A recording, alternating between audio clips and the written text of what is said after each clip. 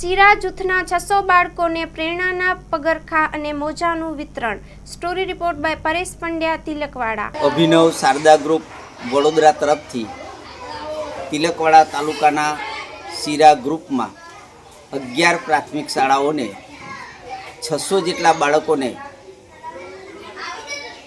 Boot અને મોજાનું વિતરણ કરવામાં આવ્યું હતું।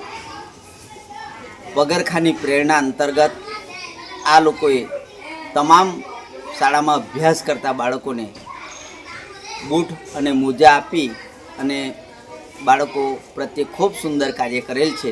ત્યારે સીરા ગ્રુપ વતી એમનો ખૂબ ખૂબ અમે આભાર માનીએ છીએ। અને આ જે ગામો છે એ ગામો આદિવાસી સમાજના બાળકો છે અને આ બાળકો માટે ખૂબ ઉત્તમ કાર્ય કરેલ છે।